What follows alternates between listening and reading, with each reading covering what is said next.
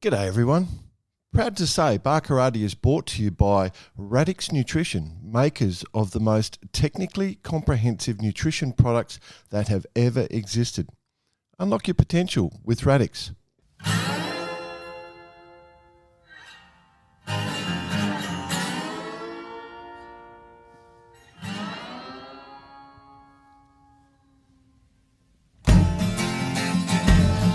G'day listeners. Welcome to Barkarati, the sailing podcast. My name's Jordan Spencer and it's that time of the week where we get to hang out with some really cool sailors, but of course, got to share the mic with my two idiot mates. Let's bring in the first one. Greetings, exalted one. Mr. Brett Perry. All sailors, idiots, lots of activity going on in the world. Sailing is just so cool at the moment. Got heaps on. So everything's cool. You're just in a happy place, BP. I'm in a happy place. Yeah. That's good. Considering, yeah. Let's see what the other bloke's up to. He had a voice that could make a wolverine purr. Mr. Nick Bice. Well, I notice you're in your puffer jacket there, Jordan. Yeah. What's going on? And I'm actually in a place. Well, there's only two states to be in, really, right? Yeah, Queensland, and pissed. Yeah. What? No, shit of a time for dry July, let me tell you. Being up in Queensland, but no, up here on a little Port Douglas. I haven't seen your mate Koshy, as mentioned last week, Jordan. I've been walking around with a sandwich board on. Koshy, looking for Koshy. We've done all the standard family activities, like in a little resort thing with a pool, wet and saw crocodiles. Bit of wet and wild. No, not wet and wild here. This is natural habitat. Yeah. The Mossman Gorge. Out to the reef for a dive yesterday. Natural water slides. Don't want to be naturally sliding down into any of these rivers, my friend. Oh no, too many croc stories. But I've been baiting the kids with all the questions to ask, like the rangers and all those people, like who would win between a fight between a crocodile and a great white, but like those sorts of questions. Yeah, they're good. And good. Flick's just looking at me like, oh god, you're a dickhead. That's the perfect relationship. That's exactly how a wife-husband should be. My wife does that all the time. Oh, so everything's okay in my relationship then? Yeah. So, a few more days to go. Got the Sky Rail next. That's a big one. Port Douglas Markets as well. Oh, yeah. And then we've ticked all the boxes. Oh, of course, the cane toad racing. Cane toad racing. Very good. Yeah, down at Chili's. That was good fun to watch. That'll be riveting. Some bloke, they auction the cane toads that you can race before the call it the crowd participation one. $380. There you Wow. go. Kid pays one. Yeah. What is 16 years old, just gets up, swipes his card. Yeah. Tell me he's not here with a bunch of coin from his family. Yeah. So, all good. Good fun. For a cane toad. Jesus. The race lasted at least 5 seconds, I'd say. But could you see the difference between that cane toad and the other ones? Was he a bit more streamlined? 100%, yeah. Just all muscle. No, it was gold. It was gold dipped. Been training hard. He knew what a one would look like. I can't believe if that was Jerry Springer, the cane toad, or Donald Jump. I think it might have been. Donald Jump. What did you? If you'd bought one, did you have a name lined up you were going to use? Or? Oh no, they had the names for them, all gone. Oh, yeah, no. Joe Sliden. Yeah. Jerry Springer, it was a good one. Yes. So we had the Jerry chant going throughout the crowd. Yeah. Love it. Bloody good on us. Well done, us. We just get all these things happening all around the world. It's always good fun. Indeed. Yeah, probably got nothing to do with us. Is my takeaway. Probably, but we like to pretend it has. Cool. Cool. Nice. Anything else, boys? No. Okay. No, not really. No, just hanging out. Really just waiting. All right, well, let's bring in our guest. Our guest this week is, grew up in Sydney, part of the Manly 16s, has been the Australian Female Sailor of the Year in 2015, 2016, 2020, 21. Nothing major. Went to a couple of Olympics, won a silver medal, and now is just about to be as busy as a human being can be. rushing from SailGP to Olympics to America's Cup. We wanted to have this discussion because we wanted to get in depth about how some stuff with the Cup, so with the women's America's Cup. So we just wanted to grab her and have a bit of a chat and get in depth, and so that's what we've done. So it is a great pleasure to have our friend of the show, Lisa Darmanin. Welcome, Lisa, to Bar Karate. Oh, it's good to be back on Bar Karate. It's been a while. Been a while. What's the episode 66 from memory? Off the 67. top of your head. Second most popular guest, by the way, Lisa, so far. Wow. Yeah. Second What are we most up to? popular guest. Yeah. That's I a huge title to hold. I'm always coming second, though, so that's kind of disappointing. Oh, we still haven't had the most popular yet. Yeah, we just don't want to sound Okay. egotistical. We don't want you don't want you to get a big header. Fair enough. Well, glad to be invited back at least. Well, you got. 100%. Well, I mean, we're lucky to have you because there's so much going on in your little world. Like you said, oh no, I don't think I'll bother with the Olympics this time around, and now like you're the queen of SailGP, and you've got the America's Cup coming up, and everywhere we look, there's Lisa Darmanin. Yeah, well, I was actually complaining the other day because I felt too busy. And my mother very much put me in my place. She said, well, you're doing SailGP. I'm actually working on the Olympics in a media role. And you're doing the America's Cup. So you're living the dream. So calm down. Living the dream, Yeah. all right. Smell Holy the God. Have a roses, listen. Lisa. Why don't you just stop for a second and list that out again? Mm. Well, obviously, I'm a presenter at SailGP, which Number one. Is that what you keeps do? me real busy. That I do that. You might have heard me get very excited about sailing every now and then. So you're living in the SailGP world. Then you've got the Olympics. Yep. So my role is working with the Australian Olympic team, with the sailing team in Marseille as the media liaison. So I kind of sit between the athletes and the media and make sure that they're sort of hitting their obligations, telling the stories that they want to tell, and also that we're promoting sailing to a wider audience. And then I'm representing Australia at the Women's America's Cup.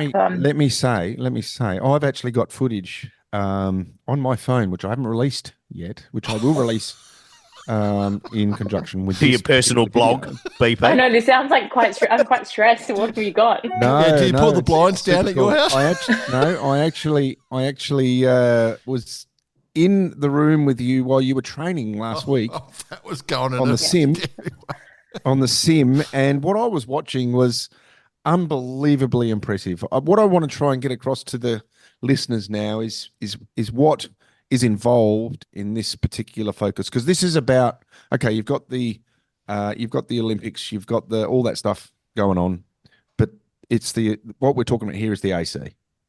Yeah, it's amazing. I think I guess a year ago, I wasn't quite sure what sailing would look like for me. I kind of was making the decision to stop the Olympic stuff and focus on something else. And I was pretty lucky timing wise that Australia had just got their entry as an invited team to the Women's America's Cup. It's the first one ever. It's going to be in October. We're flying the Aussie flag, and we've got a simulator to train on at the moment. And we've got, it's so exciting. We've done so many hours in the simulator. We're just raring to get on a boat. But that tool is pretty incredible, and it's a good place to make mistakes.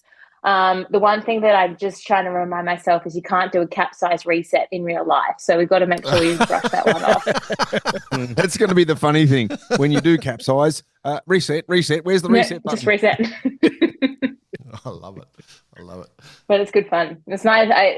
What did you think of it when you came in and saw us in action? Thanks for asking. Yep. So what I got from the night was that the way that the youth and the women's team were working together, even though there's two separate teams there, and it was just a nice environment.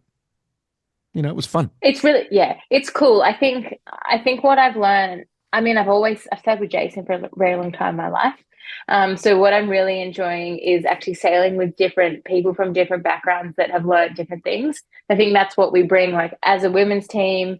We all come from, different worlds, and we're learning off each other, but also the youth. They raring to go, have lots of ideas, are quite opinionated, but it kind of works quite well because The women were very process orientated, and we kind of like want to go through the steps, and then the youth are like, try this, and you're like, oh, okay. So it's a nice balance of mat racing to fast boats to Olympic to SailGP and stuff like that. We've got some people that are super technical, some people that are visual and feel sailors. So like having that range is really cool, and also like Australian sailors are really good sailors. So to be able to be working across like male and female, I think for the future of sailing, that's really exciting as well. Yeah, wow. So who's the grown up in the room, Lisa, when it kind of is getting a bit loose and someone's actually like, no, come on, back on the job? I mean, probably on Thursday there wasn't really anyone grown up in the room. Well, it definitely wasn't BP. I'll give you the drum. I can answer that question, Lisa. By far, it was you. Yeah, I think it is me. I am one of the elder of the group, and probably a little bit more calm when it comes to chaos. But it's been quite nice, like to be a little bit of a little bit of a leader in the group, I guess. And I've got experience, obviously, with a campaign, and often everyone just wants to be here immediately. And I'm like, it's okay to make mistakes. We can try this. And if it doesn't work, we can move forward. And I mean, at what am I, 32, I'm definitely, we're calling us the senior leadership team, Nina, Olivia and I. So I love it. The senior leadership Well, you've got all that experience in Australian Parliament, where you've been, part of the Senate for some. Oh yeah, that's my other alter ego. I know. What? What? Do tell. No, you just have to Google Lisa Darmanin, and there's another one out there. She's of head of a couple of unions. I'm not sure what, but hopefully finding a good fight. I've got to say to your alter ego, she's not doing that good. So let's focus. Just to be brutally honest. So why don't you pull yourself back into the sailing, because that's where we want you to focus. Okay, I'll stick to sailing. I love it. So just going back again, you're on the road to Paris, like within the next couple of weeks. So it's Monday night. On Wednesday, I fly to San Fran for the grand final. Mm-hmm. Yes, which will be super exciting because let's talk everyone's about that for a asking me who I think's going to win, and it's the first year that I kind of don't know how it's going to play out. I think it's been decided, Lisa. It's been decided. It's been to Australia. Is that what you mean? No. Oh no, Russell would never let that happen. No, it's been decided.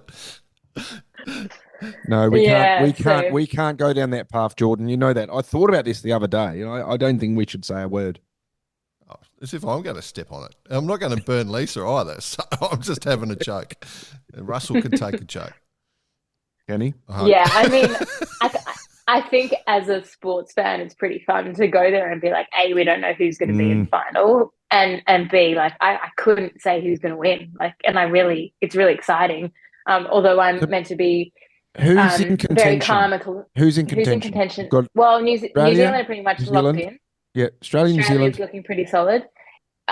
France and Spain are pretty close. Like Spain's in at the moment. France could kick them out. They had that battle with the British last year, so maybe they've got something to prove. And then from there, it'd be pretty hard for. So realistically speaking, we've got New Zealand, France, and Spain. And Australia, mate. They're only a point. There's not that much between them. My point is that we've got France, Spain, and New Zealand on the edge. Is that what we're saying? No, Australia's on the edge. New Zealand are fine.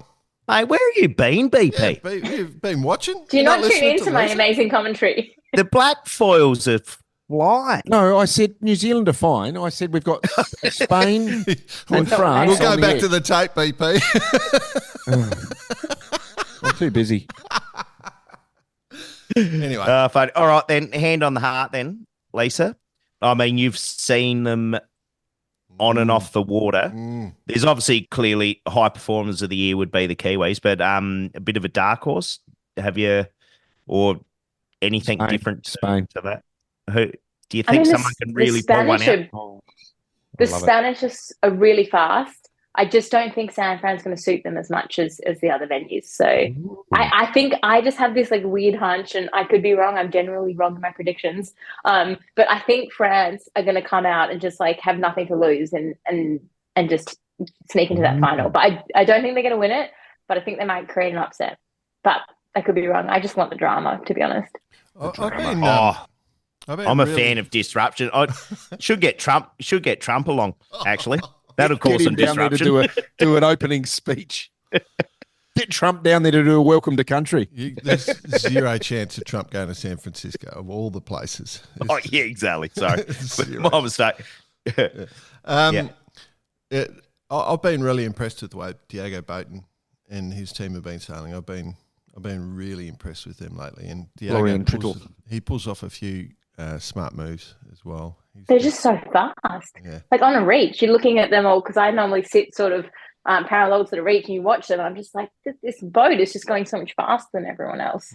I don't really know what they do. Interesting thought there, Lise, because, on TV you don't see that, because, we are looking at, different skits and different sort of angles. So you're saying that you can watch them and they're faster on a reach? Well, especially in Bermuda, which was sort of like the last really consistent good breeze. Halifax was just chaotic, but in Bermuda, I just couldn't believe them around the racetrack. They were just holding their own really fit.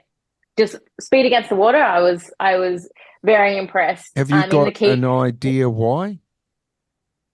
I don't actually know. Like, we get these data reports at the end of the day, and everyone has their sort of advantages. But I think they just push it. They've got lots of rudder lift, and they push it on the reach, and they're not really afraid, and they're really fast. Like, they're also fast at go. Often, like, people are on the line but not fast at go, whereas the Spanish are usually coming a little bit further up, have a really good run so up. You're saying they've got the pre-momentum. Yeah. But I think that's this is the most exciting season of SailGP I've watched, because every event you go to, you're like, I'm looking who's going to win? I don't know, and it's awesome. So, Lise, everyone in SailGP is running around in uniforms except you. Do you have to pay for those outfits, or do you? I wear my polos. What are you talking about? I'm very smart, casual. When you're on TV, you don't have to, though. Like when you're doing your little. What uniform have you got on, Jay? No, I've got a special outfit, BP. That's right. He's got to take his own hat, though. Yeah. The standard ones don't fit. That's true. And his ballerina shoes. Yeah. No, I'm just thinking tax deduction. Just tax time. I mean, I love a little bit of fashion flair. So every time I can sneak in a little bit of Lisa into a black uniform, I'll take it. But look, you know what? I'll try and get it through the tax department this time, and I'll report back. I love it. Sneaking a little bit of Lisa into the uniform. Everyone should aspire to that. That's a good one. That's a great story. All right, so you've gone SailGP. Then San Fran straight to what? Opening ceremony? Marseille, straight to Marseille. We're not doing opening ceremony down the Seine. The sailors will be all the way down to Marseille. And it's really cool to be part of the team. It's actually quite nice leading into Olympics and not being stressed out of my brain. I'm not worried about trying to win a gold medal. It's a really cool question, actually. You've just actually brought up a really good idea, or a good question, in that, are you providing the athletes with some form of sort of, soothing, chill out, relax, it's all good? Well, you saw Mother Hen Lisa at the sim. Just watch me thrive at the Olympics. I'm there for them. I'm happy to help. I think it's quite cool. Like, we had an Olympic camp in France, and I went over in between Canada and New York, and it was kind of quite cool to share some of the stories from Tokyo and Rio. And then there's like all this stuff that I'd like suppressed down that I forgot happened. And, as the conversation comes up, and I'm bringing out all these anecdotes, and it's quite nice to, you spend 10 years of your life training for one thing, and then it's all over, and you're like, oh, well, what am I going to use all that stuff that I worked for? And then now to be able to give back to the team and help the young athletes. Like, we've got a really young Australian sailing team going to the games, not heaps of Olympic experience. Wernie's obviously going back to back, but you can't have everyone going to him for advice. So I think being able to be provide some words of wisdom, it's pretty cool, and to be able to help the sailors as well is something that I'm really enjoying. Yeah, I love that. Reminds me of us, BP. We've lost a bit of memory at certain regattas throughout the time.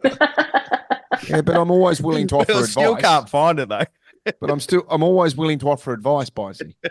100%. I think, which brings me to an interesting question. So Matt Wern going back to back and competing. Does he have that sort of, not fatherly role, but sort of mentoring role on the younger sailors coming in? For sure. Everyone looks up to Wernie. He's a pretty incredible sailor and a great bloke as well. It would have been the same with Slingsby. It would have been the same with, everyone in the past. Yeah, I think we've been a little bit spoiled with Australian sailing. I think like in Rio when I went, we had Nathan Goobs that were around. We had Matt Belcher, they'd all won gold medals. And then for Tokyo, like Wernie had Jason and Matt and Will around. And then now obviously like Wernie's got that gold medal. Olivia Price has come back in. Yep. But it's been a while for her. So like not having as many people to lean on means that everyone's probably going to one person. But then also when you think of the Australian sailing team, like the amount of coaches that have won medals, been to the Olympics. So you got, Blackers and Bundy and Rafa, they've all achieved as well and have their own sort of Olympic experiences. So it's kind of cool sharing the war stories with Jordan. Where do you fit in here, my friend? I was just laughing because Lisa's job is to be between the sailors and the media, right? And I was just thinking the whole time how lucky she is. Jake Lilly's not there because it's going to be a lot quieter. Then you mentioned Rafa, and I've just gone, oh, there goes all the quietness. I was saying you should bring in an ambassador. You should get Knocker in there, just to help calm everyone's nerves. The spokesperson. He can be the spokesperson. Oh God, yeah, God, yeah. he would be a beauty. He would be a beauty. I'd be interested, like that role that you're taking on, where you got to do a bit of that media in between media, and you've probably obviously got to provide content. But with the youth of that team, they're all growing up providing content. They've probably got a lot more skills than they have more skills than us. I don't know about you, but they'd be fairly astute, wouldn't they? Yeah, I think with a young team is that you actually haven't been that exposed to media. Okay. And the games is this whole new beast of people actually being interested in sailing. And all of a sudden there's just so many more questions, so many more cameras in your face. And like the Olympics is not a normal regatta and you're trying to keep it as normal as possible. So it's like trying to find that balance. So for them, it's not like they've had heaps of success or heaps of time out there dealing with just general sailing media. They're going from 0 to 100. So it's kind of getting, for me, that balance of sharing the sport, making sure we're telling the stories, but also keeping the athletes focused, making sure their program is not too distracted by all the bells and whistles, but also making sure they're getting the stories across. So it's been, I really wasn't sure about it. I thought it'd be a little bit too soon after sailing with Jace and wanting to actually be there myself. But it's actually been quite a nice, easy transition. And I know everyone, I've sailed around with them for a while. So hopefully they feel comfortable with me telling them what to do as well. I got to say, I feel really comfortable having you looking after them. No, BP, you're missing. She just told us something, and you both have completely missed it. What's that? She's told thanks, us, mate. Good on you. Good on you, Jay. Yeah, she's told us that she's going to stop us talking to the sailors. She's in between us and Barkarati. That's not true. You just have to call me and I'll work out who's the best person to talk to. In this day and age, Lisa, what's the social media guidelines for the athletes? Is there any sort of strict? Oh, that's interesting. So they can film selfie videos of themselves in the boat park, but I couldn't film them in the boat park, for example. So they've got to create all the content themselves. It can't be live. It's got to be under a minute, that sort of stuff. And then as anything on the water is kind of owned by the host broadcaster, so Channel 9 in this case, we're hoping that they're going to give us a little bit of stuff to share. But yeah, it's crazy strict, the Olympics, just in general. It's wild. They've relaxed it a little bit apparently from the last one, but I mean, not a lot of our team is pretty, they're not that active on social media in general. Right. So it'll be interesting to see how much of them take it up. I think it'll be tough, but we've got family and friends there. We've got lots of people outside the venue that'll be cheering everyone on. So be good to capture some of that content because when they get the sailors finished and they come to the family and friends and it's all party time, good time celebrations. That's the shots that everyone loves. Yeah, I agree with you 100%. I think that's the most important part. I mean, we're going to see the sailing stuff via the standard modes, but what we want to see, and I think it's every country, to be honest. I don't think it's just us. I mean, I don't care if another country wins. I just want to see the emotion because that's what the Olympics is about. Yeah, the cool thing the Olympics is tough, and I learned this the hard way. But in Rio, we won a medal. We wanted gold, and we were gutted, but we still had a shiny thing to take home with us. Pissed off, you only got silver. Personally, I know. Don't worry. Yeah, no, and then we go to Tokyo, and we lose. We come fifth, and it feels like the worst possible thing that could ever happen. And I leave that Olympics thinking, God, so many more people go home disappointed than happy at the Olympics. Yeah, everyone. That's it. It's true. But in general, the Olympics is positive news stories, and with some time, I second doesn't feel as bad, but it still would have been nice to win gold. Yeah. Oh yeah. You would have got the gold Commodore. Got the Statesman. Gold Commodore. Letterbox. I'm interested. I was watching some footage from Marseille this morning with the 470s out training, and geez, it was lumpy. Yeah, it was. I think that's a really cool thing about Marseille is you can get anything. It could be light and fickle and shifty. It could be massive mistral, big waves, big sea breezes, massive swells. It's really anything. And then also because sailing goes for 2 weeks, one class might get one conditions or another class might have a completely different thing. Right. So it's it'd be really fun to watch. No, you don't want to be towed across there on a 12-meter, do you, Bicey? Yeah, no, that's fun. But what you could have been doing is, I don't know if you remember part of this discussion, Lisa, but one of the ideas we had in Baccarati when the double-handers were going to do the race. Yes. Oh, yeah. Well, do the Olympics is essentially when the when the Olympic flame got lit in Paris, that's the start of the double-handers race. And they just keep racing around the Med until the flame goes out. 2 weeks later. 2 weeks. 2 weeks. Just keep going. Just keep doing laps. Yep. You reckon it could have caught on? I mean, people might have switched off the television at some point. But, no, but it's one of those things. It's a go-to. It's like so exciting. It's a constant stream. No, but it's like your favourite auntie. It's like the Truman Show. You can always call her up and have a chat. You know what I mean? People watch the Kardashians. I know what I'd much watch. Rather watch. It's one of those things. The sprinting's not on, the swimming's not on. I'm just going to have a look what's going on in the 2 week around the Mediterranean race.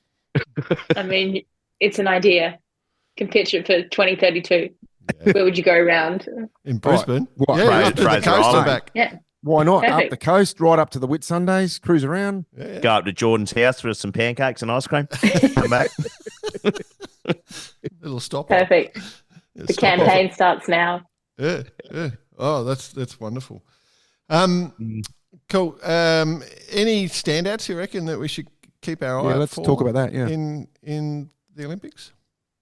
I mean, I'm really impressed. I mean, everyone's going to go and try to do their very best, but I think the really cool thing for me is the IQ foil and the kite foiling.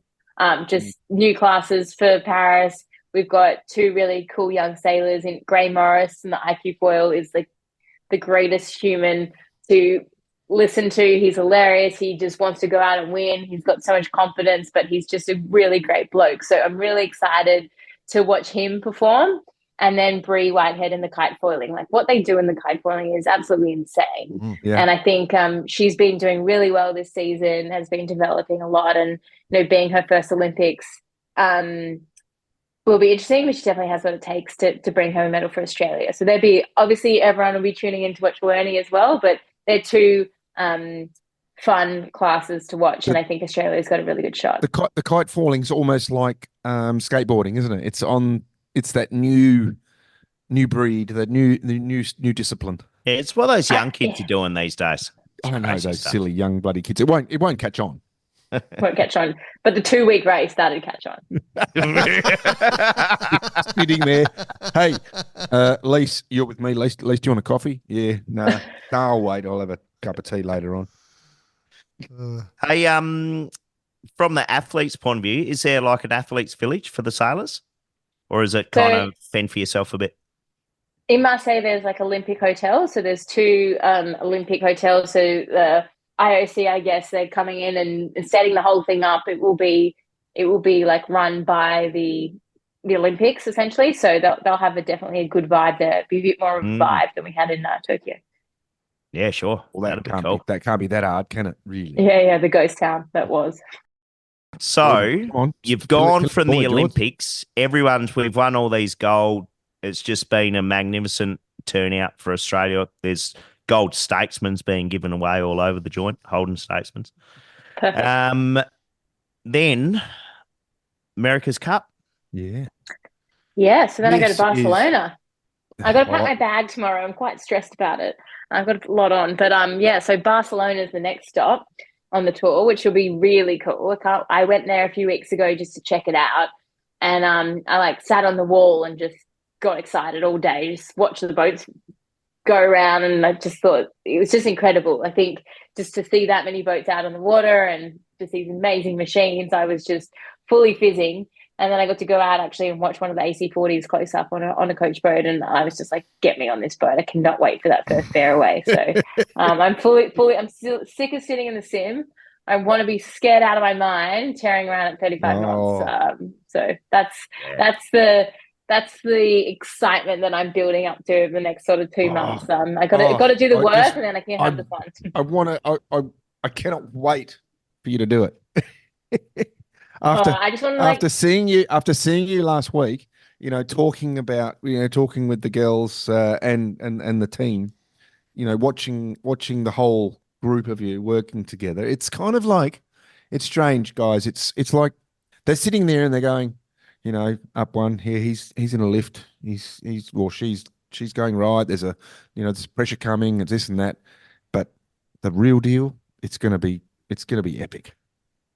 It's going to be crazy. I think we're very calm in the sim. The other thing that's happening at the moment is we're like, oh yeah, let's do a Dino here, tough bear it away, one board, no worries. I did say that, Bicey. I said I want to see a Dino. And I also said, can you do a Bonner? Well, we've got Harry Price coaching us, and Harry's come in recently, and he's like, I think you guys need to calm down and actually think about what you actually might be able to execute out there. Like, aim high, dream big, but also let's keep the boat in one piece and up in the sky. So we're reeling it in a little bit. But I think it's going to be pretty crazy. I think the wild thing is like not being able to see anything on the other side of the boat. And as a trimmer, also not being able to have the capacity to really look around that much. You're kind of locked in your seat. You're looking at all the numbers and it's really hard to look up in the sim, but when the boat's rocking you around and you've got heaps of other stuff coming, you're just relying on the leeward side to see everything you can't see, to make decisions. All you need to really take into look at is how the young Italians in when we were there in La Villa, wherever it was, Bicey in Spain, the way they handled it, they had never sailed a boat either. It can be done. It can be done.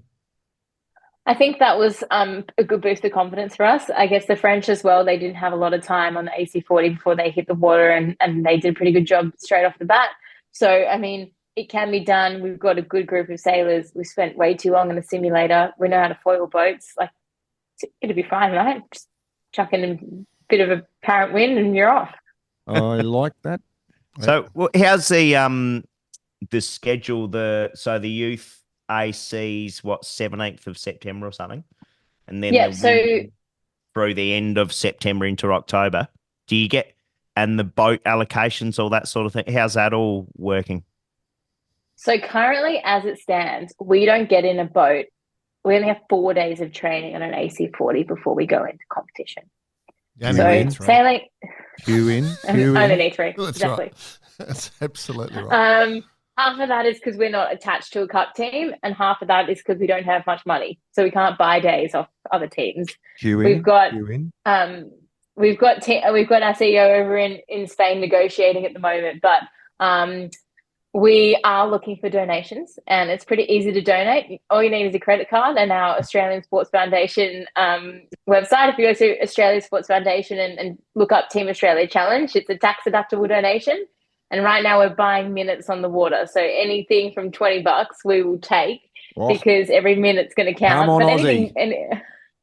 Yeah, we'll add them up and we'll get some more days on the water because it's pretty cool to have Australia back in the cup, and this is kind of the start of something that could be a lot bigger. Our goal is to obviously go there and represent Australia well, but then we want to have an actual cup team in the traditional America's Cup, back to the good old days. We've heard plenty of stories about that, but let's get everyone excited about it, and hopefully we can do a good job, and then hopefully we can build on from there. But we've got 4 days of sailing. We then have Pool A, Pool B.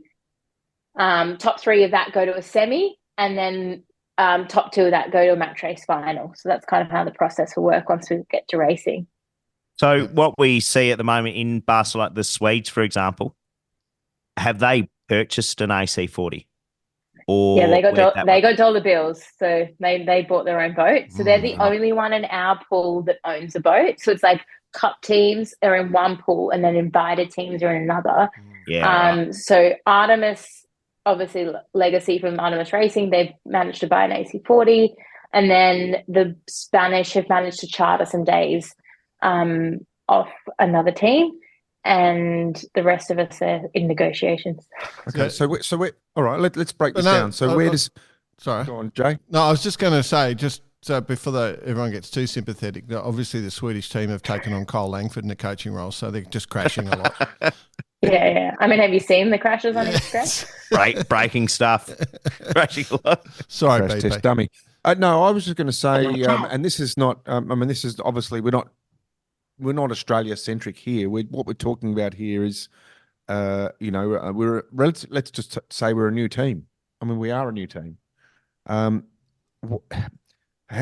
much do we need to raise? What do we need to do? What does anyone who's interested in helping Australia to get on the water and be as competitive as possible? What do they need? What do we need to do? I mean, at the moment, just with the money that we've raised so far, we've managed to make sure that we can pay our entry fee and turn up in Barcelona. That's all we've got at the moment. And then like a day sailing is, north of I think it's between like 20 and 30,000 euro to go for a day sailing. Leasing fee for the day. Yeah. Wow. To buy a boat, I don't really know the number off the top of my head, but I think it's like 1.5 million. Euros. I could do your deal on a mast. I could do your deal on a mast, Lisa. Yeah, okay. How much is that going to... But we might have to sell a few more hoodies. To tip it a few more. We could probably take the Harkin gear off and get some Ronstein on there. Shizen, she's a lot of coin. That's a lot of coin. Yeah, so that's just to get the boat. Then you got to keep the boat somewhere. You got to crane it into the water. You've got to have a shore crew. You got to run a chase boat to get in and out. Some of the teams have the luxury of getting paid, which would be nice. Okay. That's not something that's. I mean, we just want day sailing at the moment. Let's not cry poor here. We're not crying poor, but what we're doing is this is a whole new campaign manager BP speaking. Whole new level. It's a whole new side of sailing to the America's Cup. This is the youth and the women's. It's all new. Come on, let's get involved, eh? Yeah, and I think if you're a traditional cup team, like say American Magic or Alinghi, you've got a 40 in the shed that you need to kind of get rid of because you need room for your 75. So here you go, youth and women, take it for a run.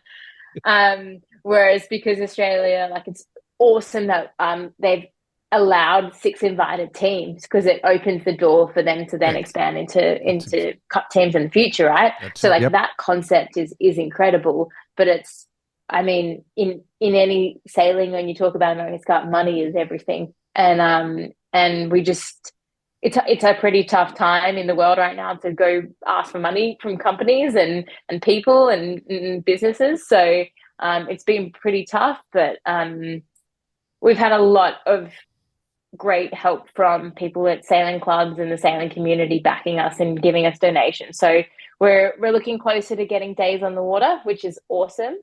But yeah, every minute's going to count. What about so just let's remind people again that so where do we go to which page? The Sports Foundation page, wasn't it? Australian Sports Foundation. Yep. Okay. And Team Australia Challenge on there. The other one is our hoodies. No. We could get some hoodies signed by Lisa or something and do something like that. Auction some off. Auction off. We could give our $2 margin to the campaign. Yeah.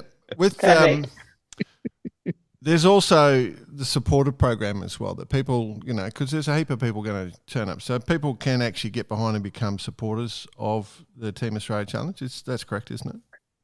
Yeah, so we have some hospitality packages and spectator packages on the ground in Barcelona that our team campaign manager's been putting together. So kind of selling those opportunities to kind of be a little bit more immersed in the festivities in Barcelona. From what I've seen, I think it's going to be pretty epic on the ground in Barcelona. So it'd be fun to be part of it. Yep. That's all on our website as well. Okay. Anyway. If you're Australian and you're listening to this, the Barcelona thing will be a cool thing. The important thing now, Lisa, so obviously with the Team Australia Challenge, we've got the youth and the women's this time. The dream would be to have an America's Cup team in the future. But for what we've got right now, the youth first. So that whole youth series happens and then the women's series goes, right? That's correct, isn't it? Yeah, so youth, I think they're heading over. Their training starts on the 10th of September. Yep. They get 4 days as well, and then they roll into racing. We start our training on the 28th of September, and our racing starts on the 4th of October. And so we start on the last day of the Louis Vuitton, and our final is the second day of the Cup. Yep. So it's quite cool that we have a crossover with the 75s. The youths will be during the Louis Vuitton.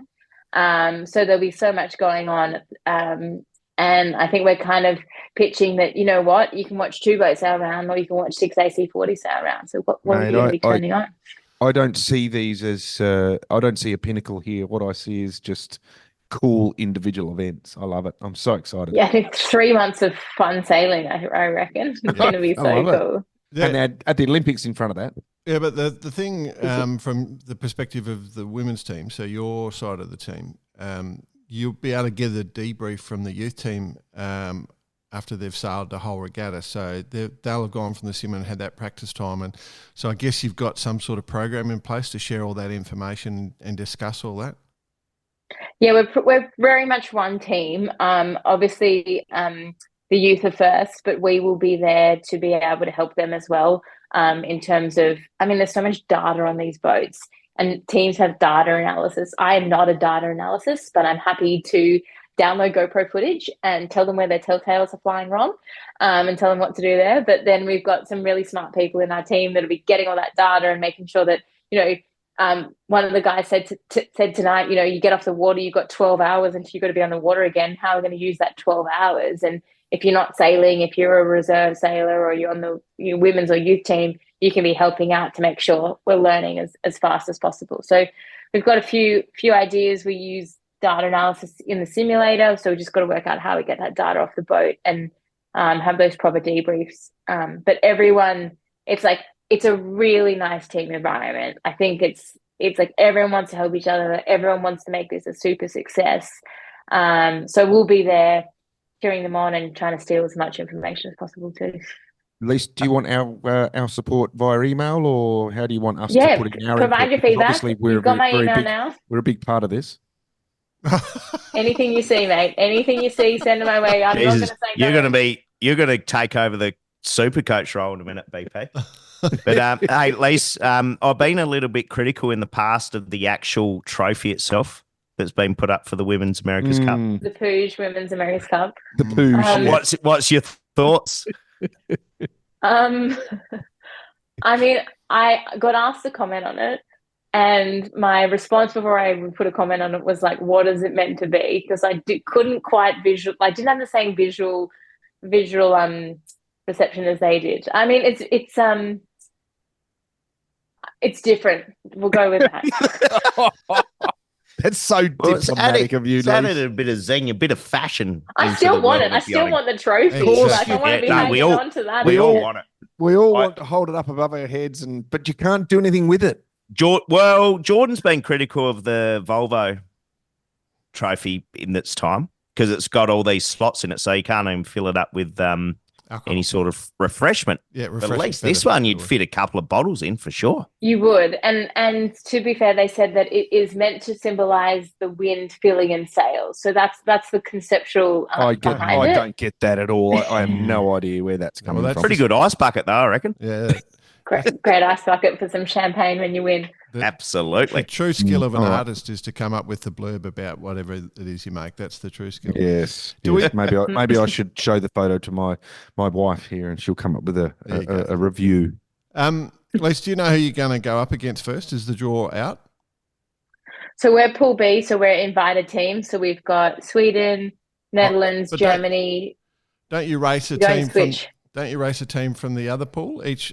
Oh no, you're going a big. No. Of course. Sorry, you're in a pool Pool race. A, Not Pool B. match racing. Sorry. Yeah. And then So it's top 3 from each. Yeah. So you were sailing when I was there with you on Thursday night, I think it was. You were sailing against Germany and Netherlands. So Yeah. Are you toweling them up in the sim? We're doing pretty well in the sim. I got to say, It's Bicey, going and this is, well. and I don't think Lisa needs to brag. They were doing very well. Wow. It's going good, and we race them quite often because they are also a team without a boat. So we find ourselves racing the sim quite often with those teams. But it's kind of good. The racing's pretty intense because you still don't want to lose, even though it's a game. And the comms get a little bit, everyone's very level when you're doing your training laps, and then you get in racing and everyone's piping up and it's getting more intense. So it's a good test of character and nerves. Which is a really good point, Lise. And for our listeners, global listeners who, we're talking about the word sim. I mean, it's a simulator, okay? And what that means is, and I was quite blown away by it, is that the simulator itself is the numbers, the data, the information that's coming back to you is exactly like you are on a boat. It's exactly like you're on a boat. And so I guess the point I'm trying to make to the people who are listening in going, it's just a computer game. Well, it's not. It's actually as close as you can get to sailing a boat. It's crazy similar. I think, so I went over to Barcelona. I'd spent so much time in the Sims sailing in Barcelona. That's where we set our location. We were in Italy for a while, but we thought we better go to the Cup venue. So we sailed in Barcelona on the simulator. I get in seats and with all the toggles that are exactly like the AC40. Carbon fiber. Yeah, exactly. Seats. Only the best. And then I get to Barcelona and go out on the water, and I felt like I'd sailed there. I recognized the shoreline, and it went looking at the 40. It felt like I'd been in there. Like everything looked exactly the same. And correct. I think like that's the thing. Like it's kind of normalizing it. I mean, nothing's normal about bearing away at 35, 40 knots, but it appears normal as it can be. Yeah, that's cool. I guess the point I'm trying to make is that for the general public who don't or who will not get the opportunity to go and see a simulator, it is damn close to the real thing. That's the truth. What I'd love to see, Jordan, if in my mind you're already commentating in the America's Cup, right? And Lisa's flying along in the sim, just ready to do a Dino, and just this bellowing voice comes from the shore. And there's Jordan Spencer. I think they're about to go into a Dino. Yeah. Keep an eye on this one. Yeah. This has been practiced. Yeah. The only commentator that doesn't need audio equipment, that's me. Big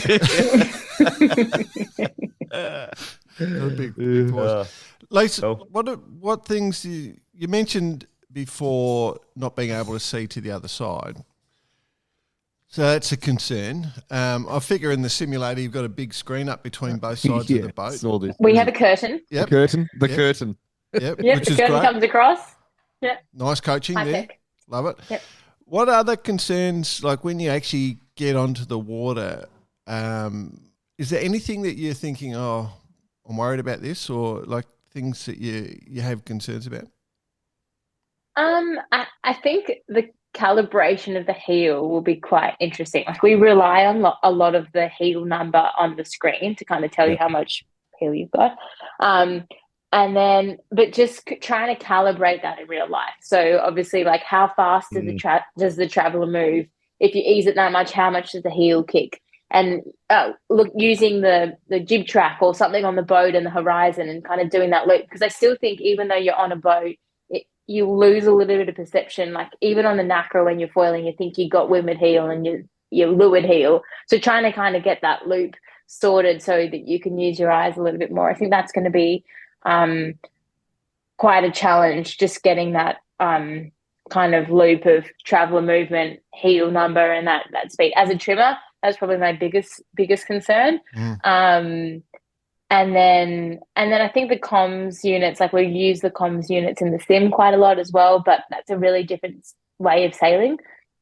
And the loudest voice wins. So if you've got something to say, speak up. That's what I've been told. Wow. And what's the flight control and all that sort of stuff? Do you have any control on that, or it's all autopilot? It's autopilot, but we can trim, like we tell the robot how far we want to sail, like close to the surface. So if you want to sail like at 85 centimeters below the water or a meter below the water, like where your foil sits below the water. Yeah. So you can kind of like change the ride height and then it manages it. And then we've got active cant control. So we can move the cant in and out to help with speed, heel, moding. But then if you move the cant, you lose height. So then you might have to change the sink. So it's a bit of a balance. Are those things going to be detrimental to performance on the real boat? The sim is directly translatable. Like if you cant's off and your heel is off, you spin out in the sim, the torque goes on the wheel and you spin out and capsize. So we get punished in the sim with getting that off. And then all of like your presets with your board drops and things like that, like all of that we do in the simulator. So as long as the theory is right and the sim is punishing us enough, we should be able to translate it onto the water. As long as so it's actually some of the crashes that you have seen, the 40s do, be it the Italians or the Kiwis for that matter, more recently. Or the Bonner. No, it's not the Bonner. It's not the Bonner BP. Can you actually see how that has happened? Like when you watch it, you can go, oh, I definitely know what they've done wrong there. Pretty much, like most of the time, like where that big Kiwi capsize where they had the open chicken of the mainsail. The open chicken. The open chicken. I don't know what you'd call that. But that was just like getting really high out of a jibe, pulling the traveler up, things like that. You can see the Italians lost their rudders going around that mark. I think that's where we're kind of looking at those and thinking, okay, well, this is what not to do. This is where we need to play low risk game. I think it's counterintuitive to work out how we play the low risk game because we all just want to send it. And that's kind of like watching from afar, watching the Swedish have plenty of spills and stuff like that. It's just kind of being like, okay, we need to make sure we can get this boat around the course. Whereas like us as competitive sailors is like, how do we go Mach 10 for the 20 minutes we're racing? So that's kind of like the balance. It's a huge point because basically, like you can't win a race by falling over, but you can't win a race by holding back either. There's a fine line, isn't there?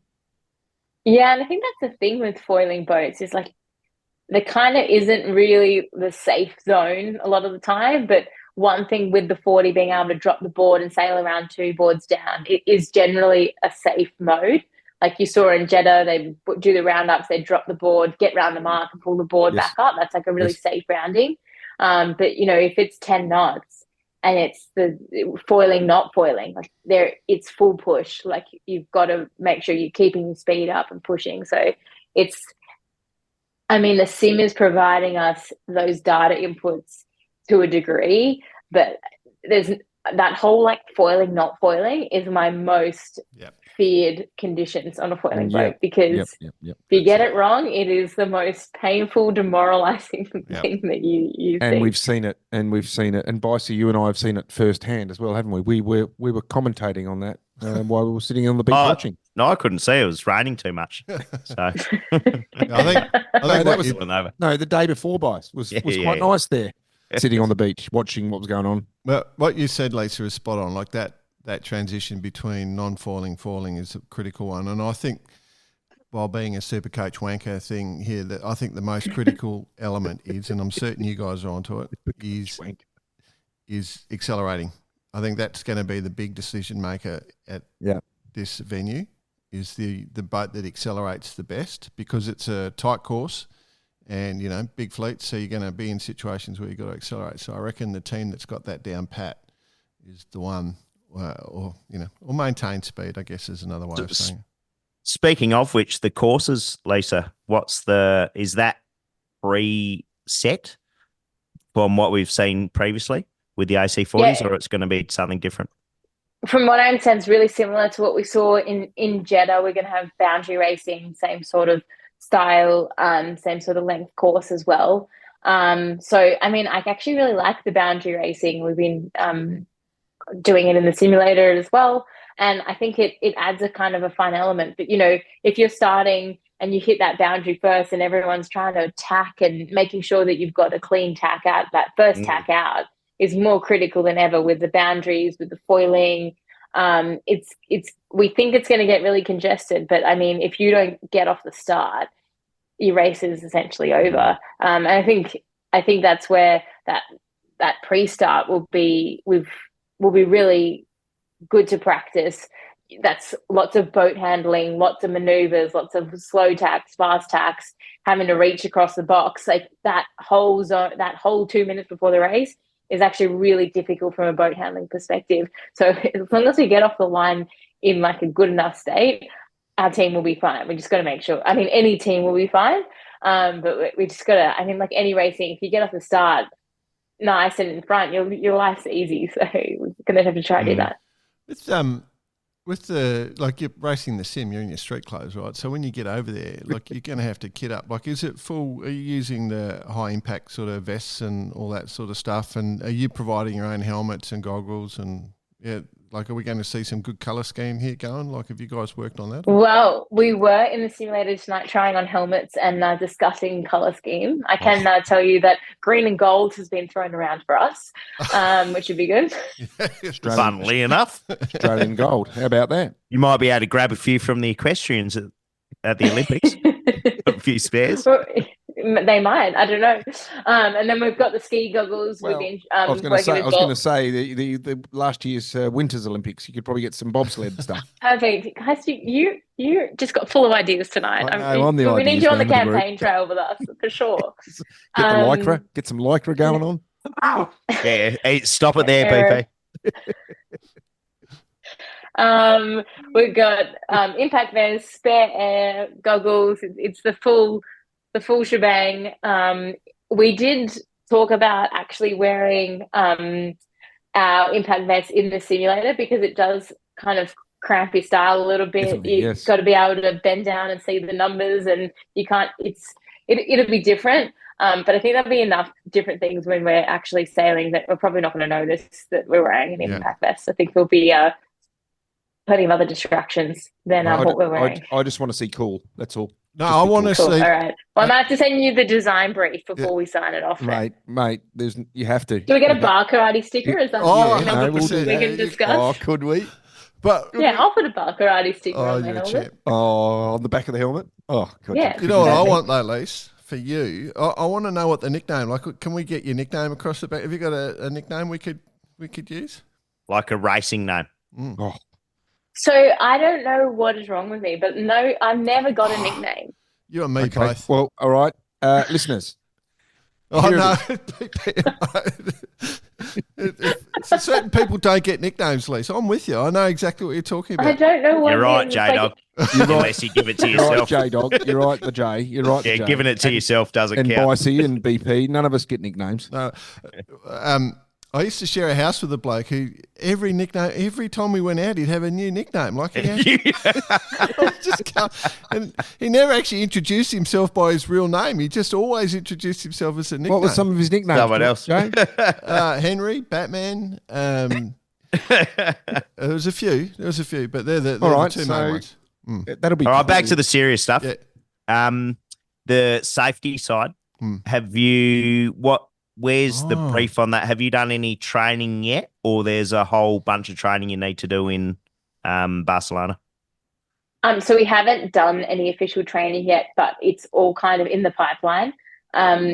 It also costs money, so it's something that we've been working out how to do properly. So we've been looking at potentially doing sort of, in Australia we have access to kind of helicopter training, which is where there's a helicopter simulator and you kind of get trapped in that in the dark and you got to get your way out. So that's an option for us domestically. And then obviously teams over there have purpose-built AC-40 systems that we can do some training in. So there's option A, option B. But we've ordered all the safety equipment. We've got it coming. We've got knives and stuff like that. So learning how to cut yourself out of a sail and stuff like that. So there's plenty still to do. I think being over here in Australia is a little bit tricky. Like, it'd be really nice to, have the simulator over in Barcelona, have a boat be fully set up there on a fully big program.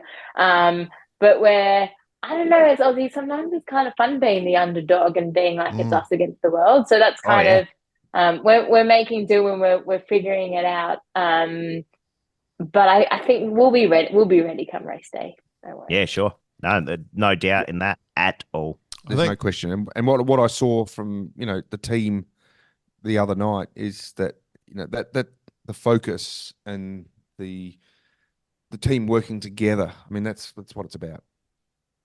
Yeah, it's so cool. And like, I hadn't done that much racing in a big team, but I'm really enjoying it. I think it's quite fun and stressful at times, having different personalities with different opinions and kind of navigating that sort of process. But I've enjoyed it way more. I mean, I always thought that I was going to enjoy the sailing side of it, but I didn't realize how fun working in a bigger team would be.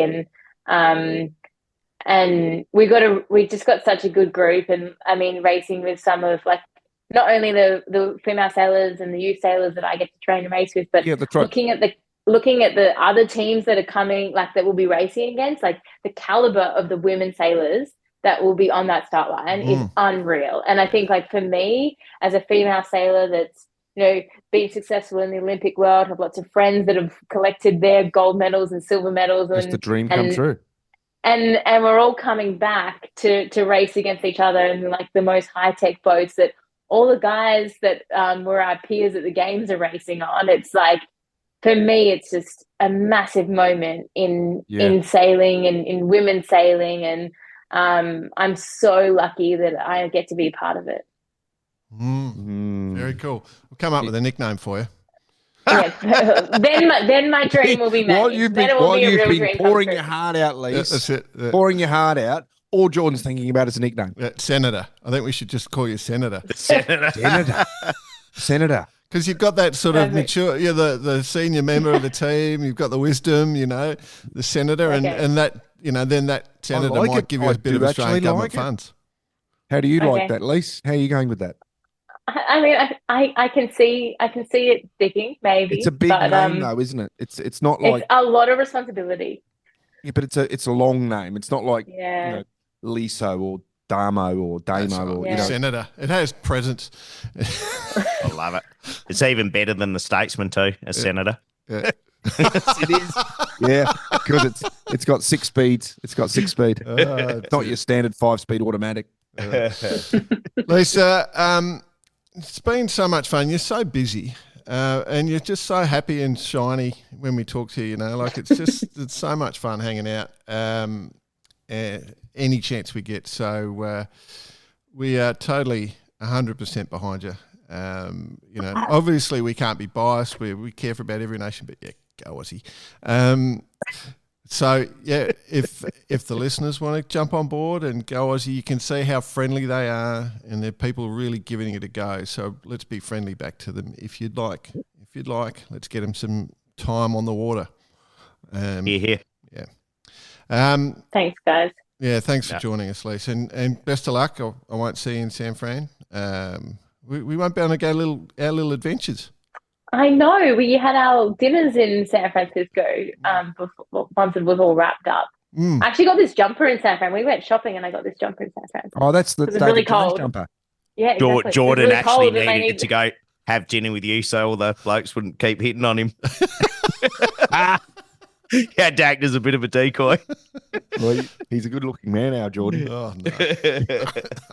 Especially with that haircut. Oh, have a look at it. I tell you what, he's looking good today, isn't he? oh dear. It's No, funny. Lisa, truly inspiring with, everything that you're doing. And the 100%. cup is, something that we're going to keep a super close eye on. Look forward to seeing you there. Look forward to the feedback emails. Well, I'm actually looking forward to seeing the helmet design with the Bar Karate sticker on the back there, right in front of the camera. Love It'll it. be Bart riding one side, Senator on the other. Yes! The senator. I actually think it's going to stick, Lee. I got a suspicion. Well, I hope the stickers stick. All right, Senator. let's leave it there. Awesome. Righto. Good luck. Thanks, Lisa. Thanks, guys. Cheers. Yeah. Cheers.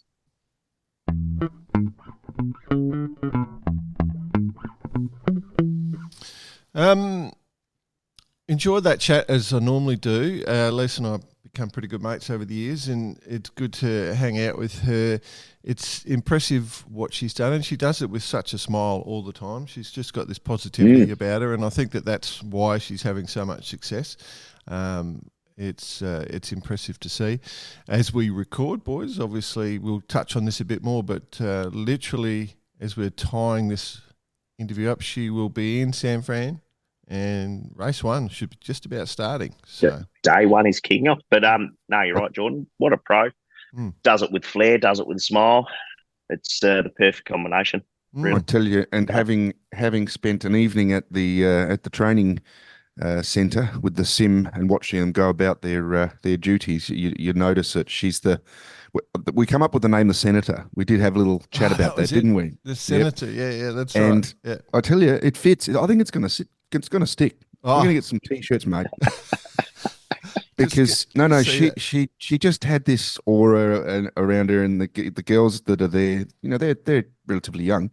The whole team is, as you know, but no, you could just tell that there was this, this a little bit of energy around her that was cool. It was good to watch. Yeah, well, best of luck to the Senator as she the Senator as she gets busy. Senator Darmanin. I can't wait till the commentary team to say, and now we're going to cross to the Senator. Yeah.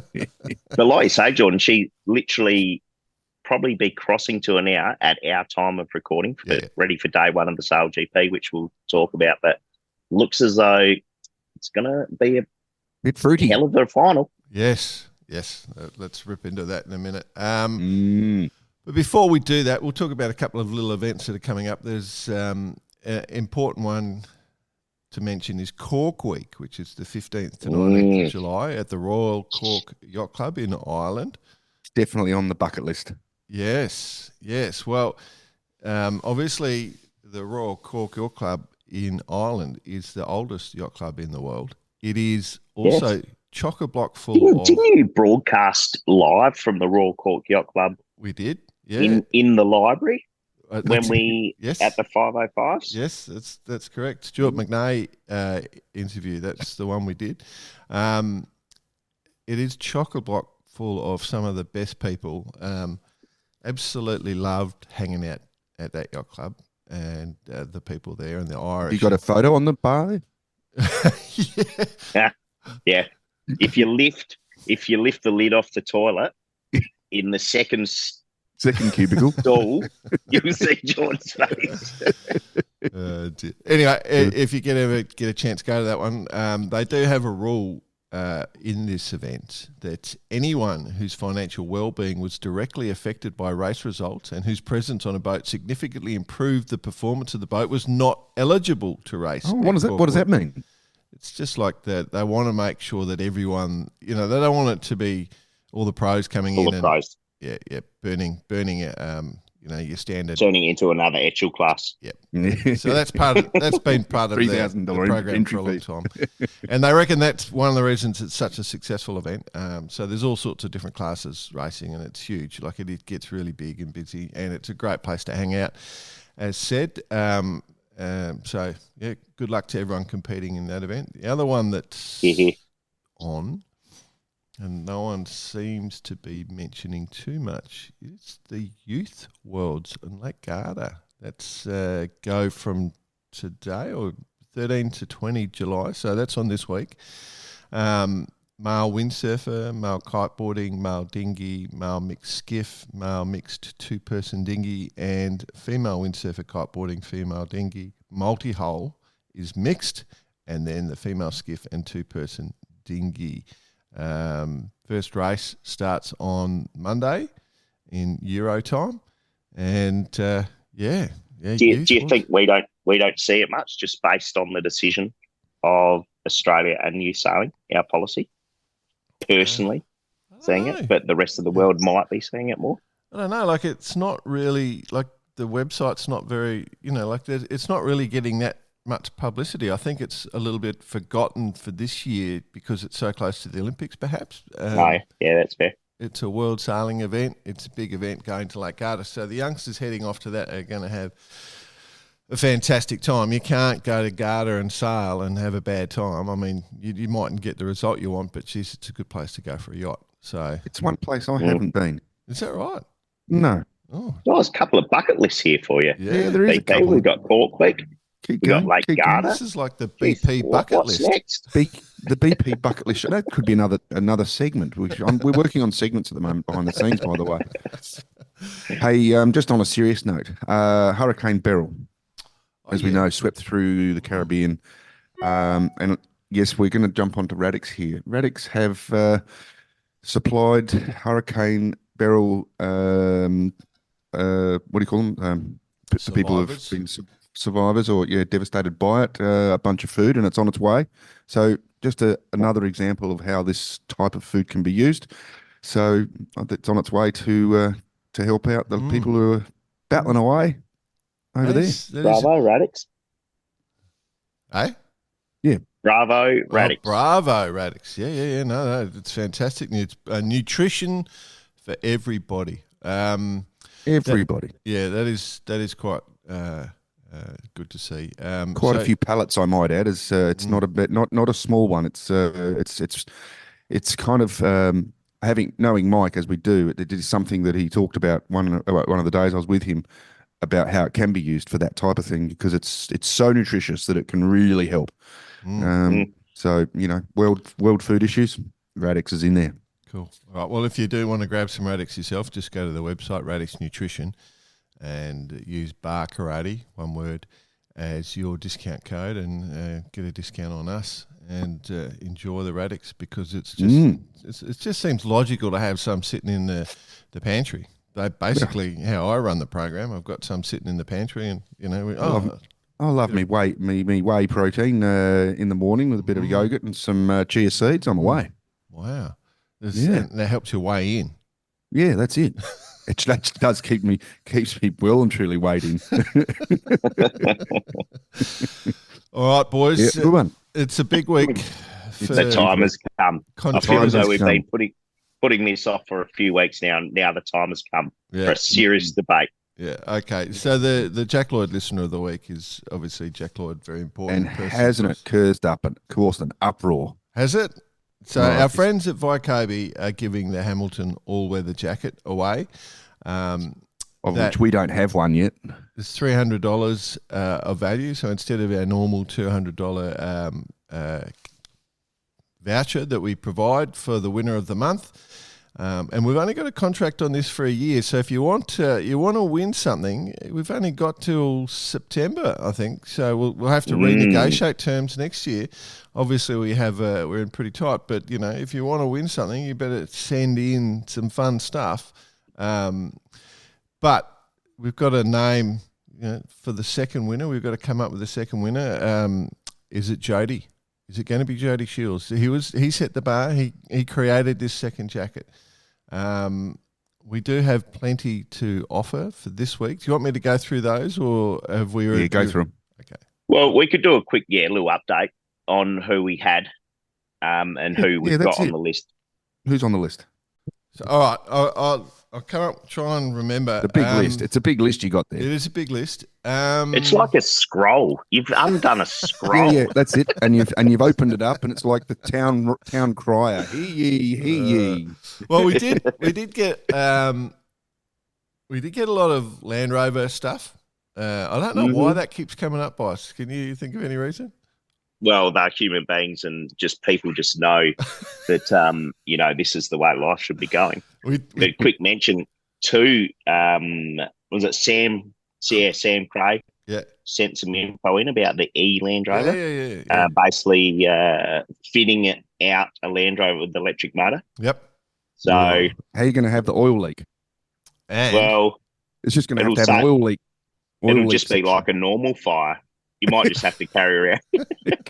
You just have to carry a tub of oil around with you. They are pretty cool, though. Yeah, they are. Actually, I genuinely think they're pretty cool because it does. Don't have the option for a Series 1, though, but the Series 1 is original, so we can't modify that one. But genuinely, very cool. Sam? Yeah, nice work. Yeah, it was Jaunt or something. It's the electric out of Victoria, out of Melbourne. It gets rid of a lot of the issues with the shuntiness of your transmission setup, your drive. The other one is we got a heap of Croc stuff, which, again, I wonder where that's coming from. Yeah, I'm sensing a bit of a theme here. And then we also got a heap of Barkarati, people sending us links of people doing Barkarati, which is great. The name of the show. Yeah. I'd kind of like to go to AM's house down at Meton. Oh yeah, so the no, that was a great email. That's probably my favourite, where Alistair Murray just invited us over, sent us a photo of his bar, and he said, "Come and." If you're ever going to entice us to come to your house, that's what you do. And yeah, and then we got, because we were trying to work out if I think we still call Alistair chairman of Ronston, but obviously Stringers sent in their email saying that he's not in his AM, PRPP, PPP. Yeah, which was good. They were both great emails. And I actually, I'd be very happy to send a jacket to Stringers or to AM because they're both great people. But then, of course... Well, hang on. What about the fact that we didn't receive what the bribes? Oh, yeah, Jody. Well, yes, the whole reason we've gone to the second month with the jacket is Jody Shields. Yeah, he's been banging on about why he should have the jacket, and he promised to send us something. He hasn't done it. I mean, we're just going to. I was more than ready to accept the bribe. There's no doubt about that. It's not like we're made of financial. The whole thing would have helped my coming work that's on him. Jody, where is it? Actually, yeah, I doubt it was financial. The other one was Andrew Dolly DeVola sent us. He's a beauty. He's a beauty. He sent us these kids in France. Basically, it looks like they're selling wardrobes, didn't it? Hey, BP, lift up your coffee cup that you're drinking right now. The elephant one. Sorry, and have a look at the bottom of that, Jordan. Yeah, I saw that. That looks like. Yeah, so sorry, the listeners can't get this, but basically it has these 4 little stumps out the bottom of it, and that was exactly what these kids in France were sailing. It looked like they were sailing the brown-built cupboard that you brought as a young apprentice to put all your tools in back in the day. Pretty impressive. I know, and it was full serious sailing. And then they stand them. They took the photos of the winners in front of their boats after the sailing, and they've got them standing. It looks like 3 kids standing in front of their wardrobes, like they're about to be. Picture this, listeners. So a boat laying down off the transom, we've got 4 stumps coming off the 4 corners, and literally that creates the bottom of the wardrobe, I guess. And beauty is, once you're done for the day, just hang up your wetsuit inside. Yeah. Wear the gear. Yeah. And you can keep your clothes. You keep your change of clothes in there as well. Perfect. But it just blew my mind that people were sailing these things. But these young kids, that's the you can't criticise the French. I guess put them out in anything, and I'll have a crack. One of them could be the next Vonday. Now, gents, I've got a little personal favourite that came through for the listener of the month. She's been former listener of the week before. Former listener of the year, I believe. Yeah, she was listener of the year last year. That's correct. Voting for listener of the month for Denise Del Mundo. She sent a video through basically telling Jody to lift his game. And ironically, we haven't heard from Jody since, to tell you the truth. But she went, my vote, where it stands, is to Denise for her jacket, because the current jacket that she did show was actually extra large, about 18 sizes too big. Yeah. And the Hamilton jacket could fit quite nicely up in the Canada. Okay, up in Canada. Well, I will say the one thing about, if we do award it to Denise, she has the right attitude in that she promotes the crap out of Vycobi. So if Pat did send a jacket up there, she's very much on program, and she's how's this? Obviously, Pat would normally pick up the postage, but at BP, you're heading to the Canada. You could hand deliver. I'm heading to North Australia on Friday next week. Oh, look at that! So why don't I do that? Hey, have we ever decided yet? You just planned. Have we decided? Have we? No, we haven't voted yet. That's another one. The other, I do want to say for Denise that she's also stepped in for the Safe Sale program that they've got going on there, just about reporting any sort of harassment. They're trying to remove any forms of harassment from sailing, and so she's stepped in to work as part of that as well. So that's another sort of thing that she's involved in. So if you see something, say something, and I guess try and make our sport more inclusive. That's just another way of going about that. So mad respect for that. I do want to bring in the other one. It could be worth mentioning. Jordan is Drew Scott. That's it. Right in from South Africa. Well, I'll read that one because our mate from South Africa. So we've got Dear Idiots. After hundreds of hours of listening and decades of contemplating, I believe an experiment is in order. As Jordan will know, and the other idiots will choose to ignore, a great event is looming, and that a great event bloody hell, I can't read this morning. And at that great event, great things can happen. We think Radix should be put into test. Vycobi is welcome to join in too. Been many a mumble about Radix performance, and I think it's time to prove the pudding by putting some in the bowl. His proposal is as follows. Let 2 humble sailors from a small tip on the African continent be your test subjects. As mere mortals, we would be the perfect for an unbiased result. We think that the upcoming 505 Worlds in Varberg, we should eat normal food for 2 days and then go on to a strict diet of Radix. And for the betterment of the species and well-being of 2 humble 505s and for those sailors to follow. So the goal of the experiment is to see if Radix will truly improve the physical, mental and tactical performance of these 2 humble 505 sailors. Our results can be closely monitored by seeing our position in the fleet. Sail number 8725, RSA for the listener. Perfect experiment, no setup costs, no special food council approval, no input costs other than the product, no staff to monitor subjects, all admin done by the event organisers and results published by the event and free for the world to scrutinise in an unbiased controlled experiment.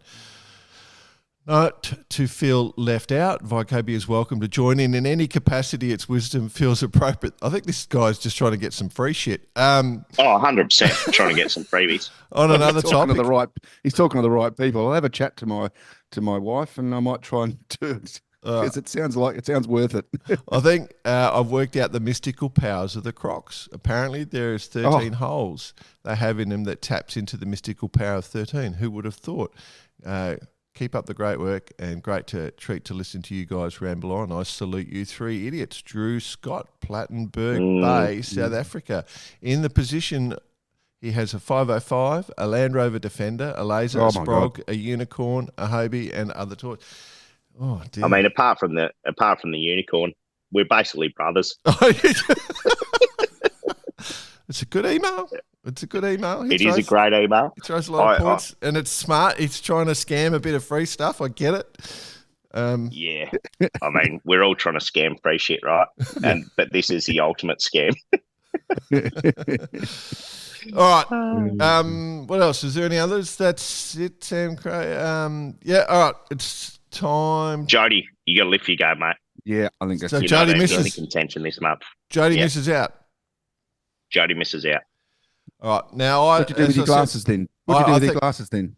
There's great humour in Alistair or Stringers. That's where I stand. But you boys are both in for Denise, I take it? I'm a Denise voter. Yeah, I did like her video a lot. I think it's about BP can be bribed by the booze. No, well, we all can, but no, I think the effort that Denise put in was pretty cool. I think we need to have more of that going on. Okay. So, moving forward, I'm into it. And if you think we're biased, not really. We've never met the human being, but I think BP is going to be the first. But we do respect a lot of things that she sends us through. So congratulations. Denise. Well done, Denise. Wow. I'm serious. I really wanted to say no because I don't like giving prizes out a second time to the same person. But, you've convinced me. What do they say? Law of probability. It's if you keep going, you're going to get it at some stage, right? And Denise, we are serious. I do fly into Toronto. Be there next Saturday morning. Cool. All right. Job done. Let's do it. Nice.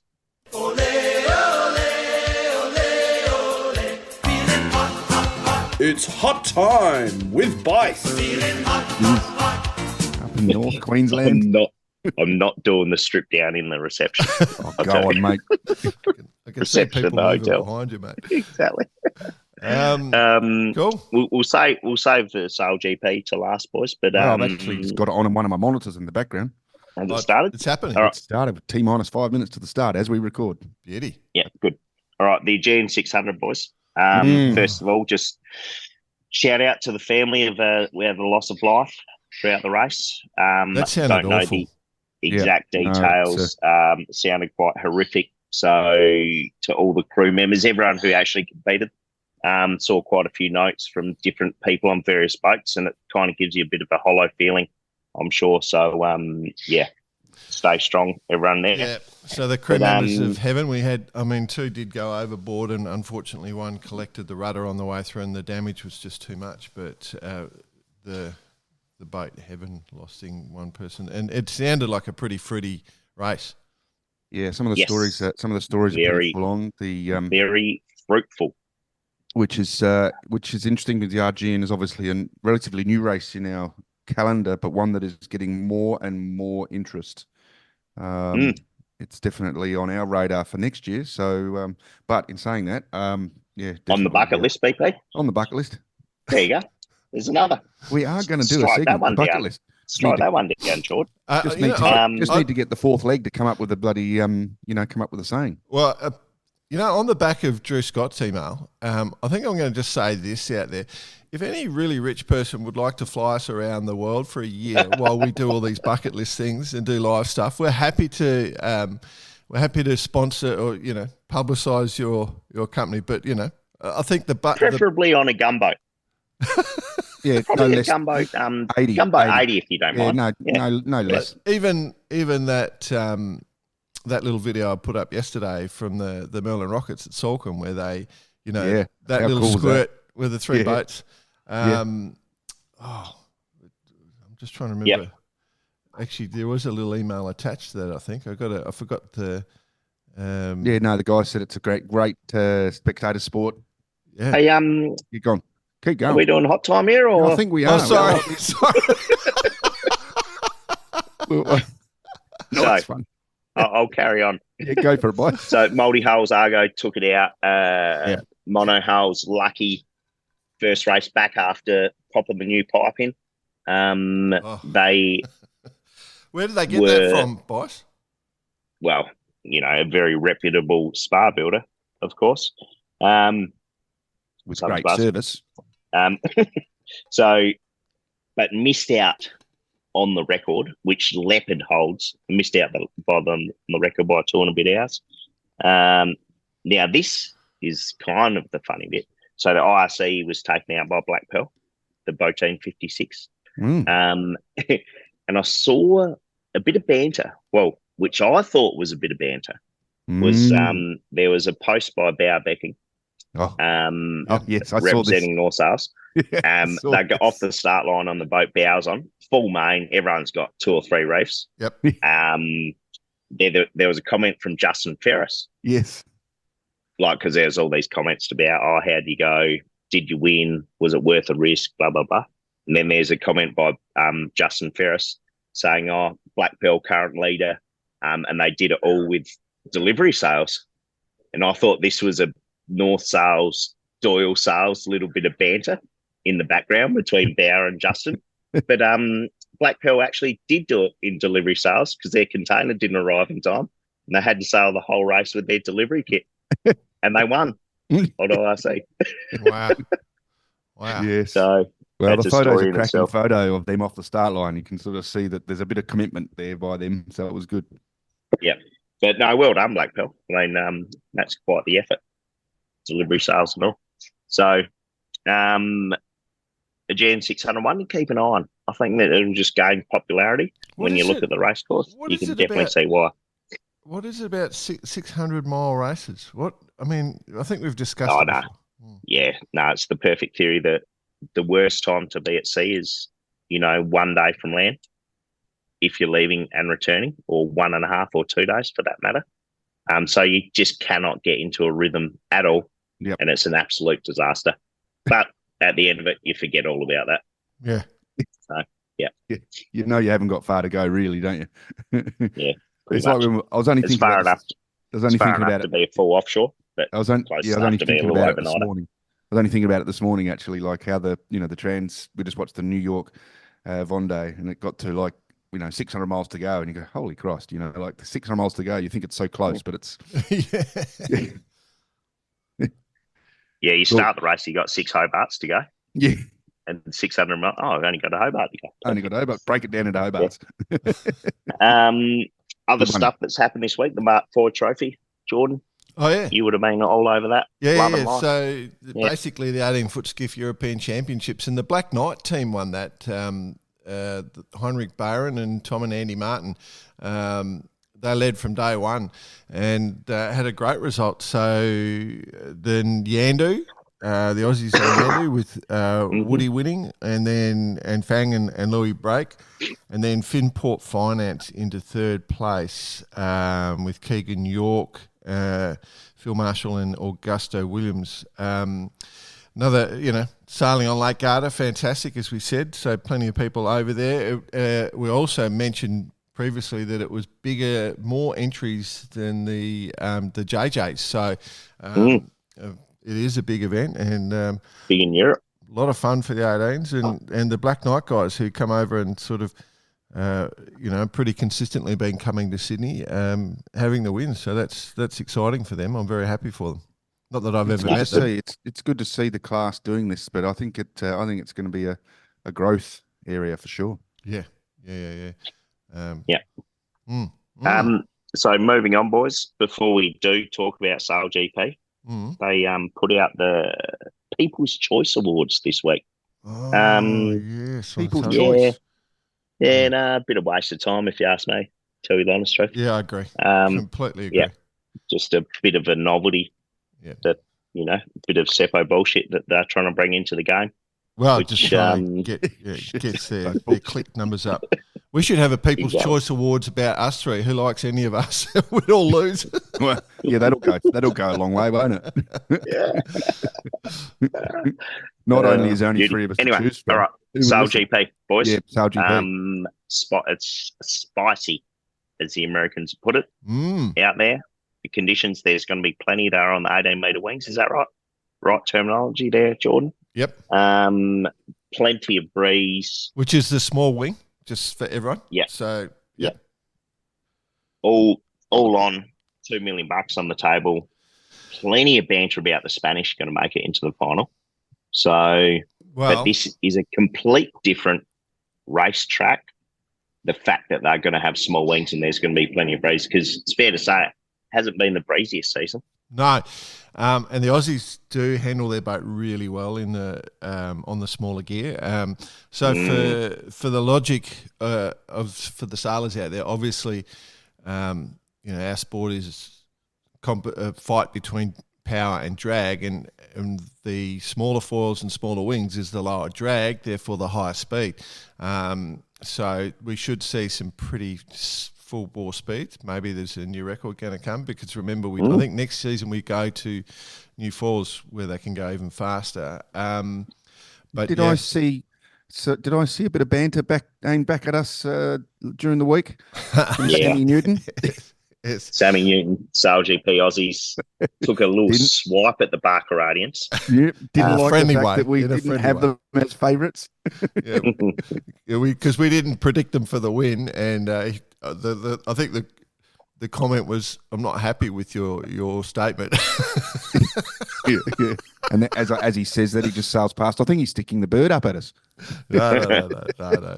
He's a good man. But a little bit of banter from the Aussie team, just telling us that we're not allowed to say back anyone else. Yeah, back anyone else. Yeah, which is fair enough. Well, Sam, don't see Barcarati on your t-shirt. On the start line, or a Barcarati sticker on the back of your helmet. Come on. I think that a fair few of them would wear them. That's cool. What do you reckon, boys? So to tell you the honest truth, we can't really comment. We've kind of made our comments last week. Uncomment is what you're saying. Yeah. Well, we can't uncomment, but there's not much we can do right at the moment, given that they're about to start racing. Start is delayed as we speak. Oh, Breeze on. While on the course? Yeah, Dolphin. Oh, done it again. San Franciscan Dolphin. Don't quite know what that would look like, the San Franciscan Dolphin, but no, don't know why it's delayed. I haven't got the sound on, but anyway, is what it is. Yeah. Best of luck to everyone, though. It's obviously 2 days' time, so the first 5 races, basically the final 3 here in San Fran are the top 3 over the whole season. So the first 5 races, it's just for the event. But then, the top 3 over the season. Be a good one. And then we roll into Olympics, boys. Can't wait. Mm-hmm. Bring it on. We're in Olympic mode. Yeah.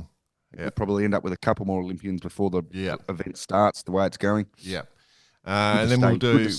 Good to stay relative, isn't it? Yeah, we'll do a debrief on the SailGP season. We'll get our mate Jody, if he talks to us, the fact that we've decided he can't have a jacket. His bribe never turned up, Jody.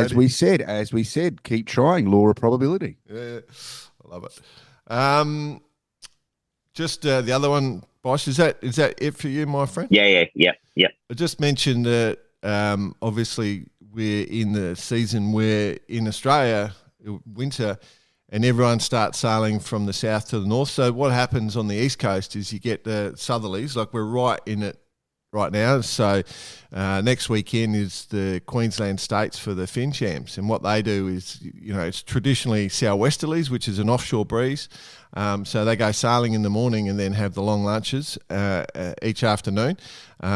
So that whole southerly southwester set is in, and so we'll have the Sydney Southport, which will be, I think, the 27th of July, that starts. So they race up to Southport, which is the Gold Coast, for those who don't know Australia. And then on August 1st, the Gold Coast to Mackay yacht race, which will be kicking off as well. So there'll be yachts racing up the East Coast for those into that sort of thing. So we'll be able to talk about that a little bit. And I think that's it. I just wanted to mention that. And then, of course, that rolls into Airlie Beach Race Week, which is a fantastic event. And then, of course, Hammer. And then the wind swings to the north later on after that, and everyone sails back down. No one goes upwind. I wish it was that easy. No one goes upwind. Pretty simple stuff. Yeah. Just follow it. Just get dragged downwind the whole way. And the hilarious thing is my phone gets quite busy this time because as boats come past, I get the phone call. Can I get into Mooloolaba? Like, can you? Because there's a bit of a sandbar. Can you bring your surf ski out? Can you show us how to get in? Show us the path in. I've had to do it. It is quite funny. on the world's longest wave. Here he comes. Here he comes. Second longest wave in the world. Actually, there was a fair bit of wave action yesterday, quite a bit, and a sea wind catamaran was coming out, and I wasn't sure if the dude was aware, so I paddled towards him, but he just gunned it and went for it, and made it by about a millimetre, I reckon. He nearly rolled his cat. It was full bore yesterday. So, cool. Anything else, nice, boys? Nah, my computer's about to run out of battery, so we might be auto shutdown. Good timing. Auto shutdown. Quickly, finish it up. That's done, guys. my working career, boys. I'm nearly at auto Good shutdown. timing. Stage. Yeah. All right, cool. It's been another great week. I'm looking forward to seeing the results of SailGP and everything that's going on. Flick it on now. Yeah, BP's obviously occupied, although I think you're going to have to abandon that and go and spend time with your daughter at a soccer game. Yeah, it's at 9:30. So and Bicey's off to Skyrail, and I think I'm going to do maintenance in my house. All right. A little bit of couch sitting. Make sure the couch doesn't blow away. You're on to me. You know me too well. All right. All right, guys. Thanks for joining. See you later. Remember, go to Radix Nutrition and use Barkarati as the discount code. Have a great week. Please continue to send lots of stuff because our friends at Vicobia are still providing a monthly winner, and a bit of effort, as you can see, is what gets the results. Go in peace. Have a great week. See you next week.